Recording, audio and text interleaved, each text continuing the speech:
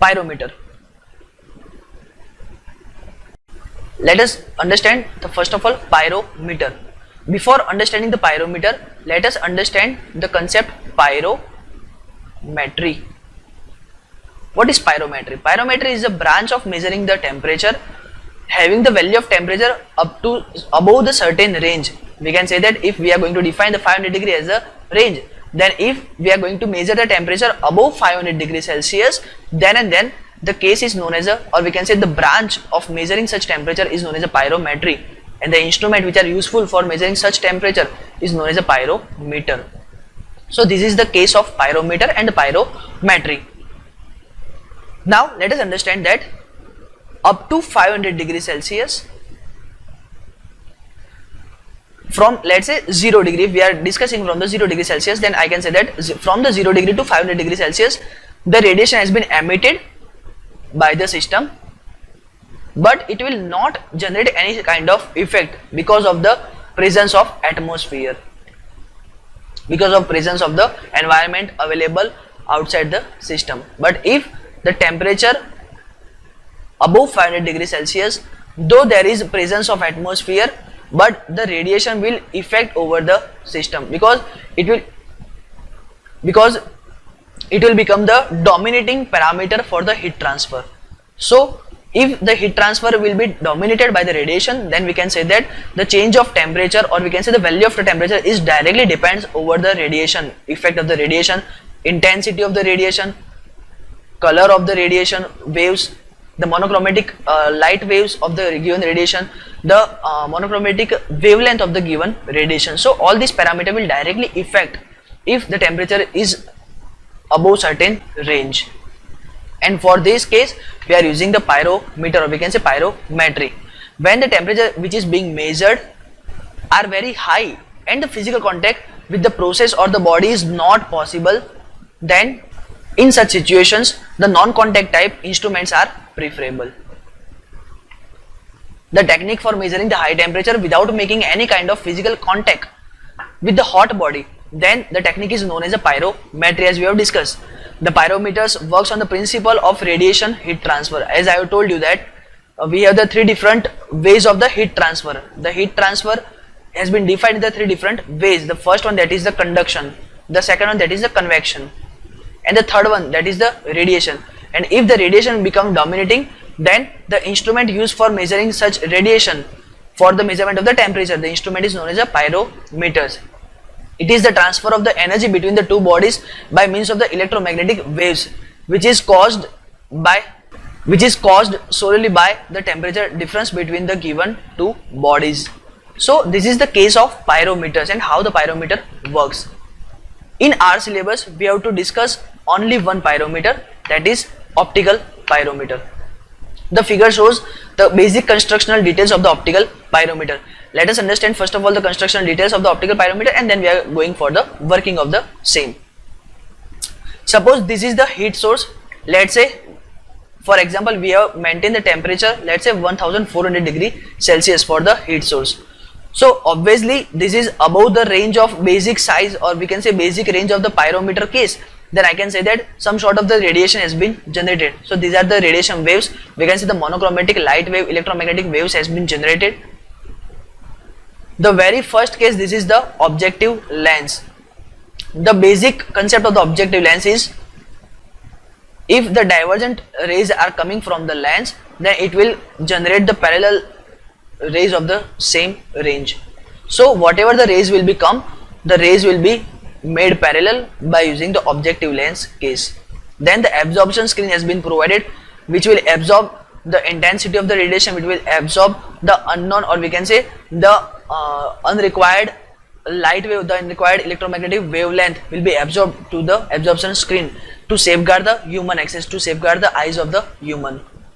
Then the filter has been provided. The filter is useful for filtering some sort of the wavelength which is not accessible, or we can say which is not useful for the human eyes. So we are going to filter those particular wavelengths, and at the end the eyepiece has been provided, and from the eyepiece we have placed a screen, and on the screen we are supposed to measure the range of the temperature.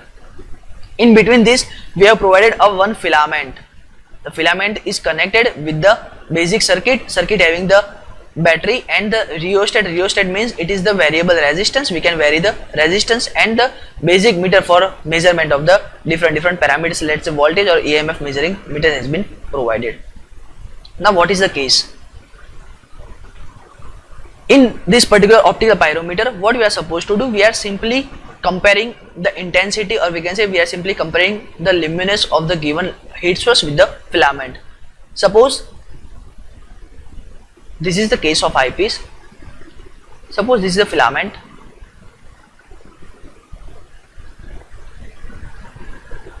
Case number 1. Over here, suppose we are going to discuss reading number 2, and here we are going to discuss the reading number 3. If we are checking from the eyepiece side, then I can say that I will check such kind of image.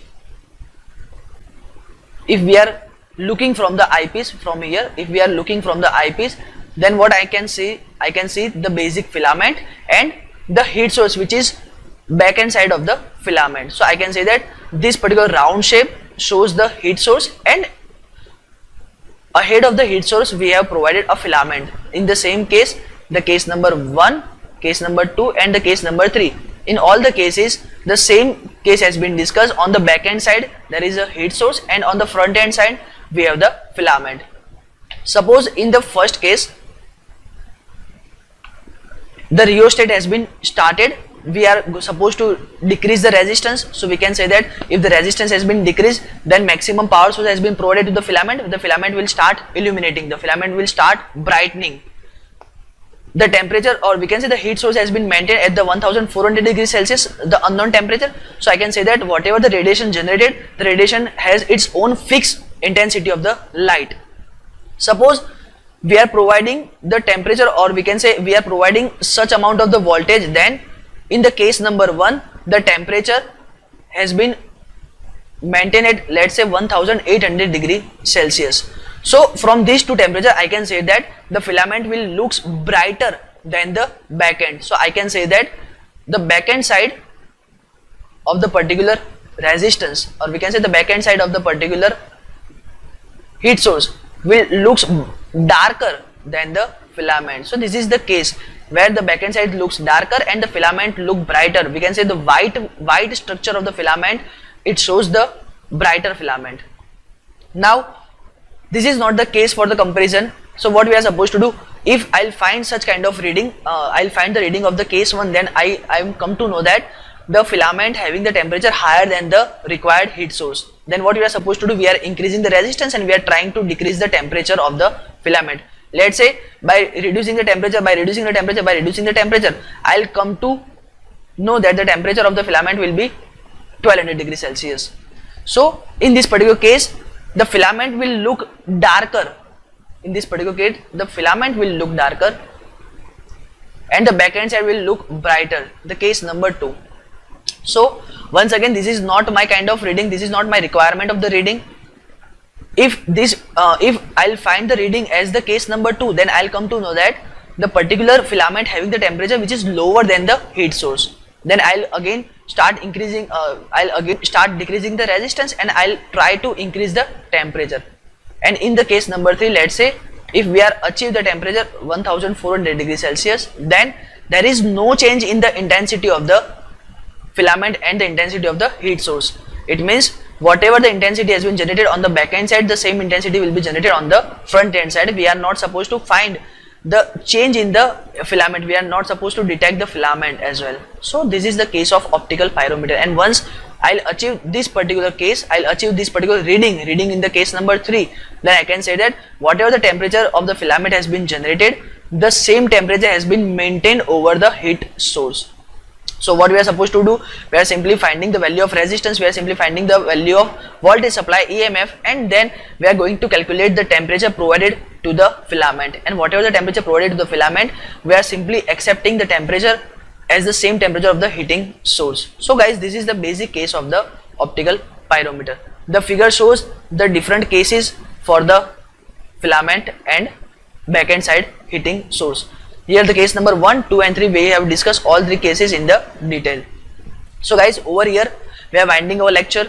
what we have discussed today, we have started with the RTD, resistance temperature detector, and then we have completed our chapter with the optical pyrometer. I hope you are properly cleared about the chapter. Do remember, as per the academic approach as well as per the industrial approach, this chapter is very much useful because we are going to measure such parameter which is directly effect over the mechanical system, which is directly effect over the mechanical assembly line. So we have to more focused about such parameter, like we have to measure the force, torque, pressure, strain and temperature. These are the very basic parameters which is very much useful, which is very much effective over the mechanical industries. So provide your more concentration over these topics as well as give your best to the subject, because this subject will leads to the quality engineer. You are supposed to find your job profile as a quality engineer after completing this particular subject. So I hope you are I hope you have cleared all the topics which we have discussed till today in this particular lecture series properly. If you find any sort of the query, you can contact me. Till then, thank you.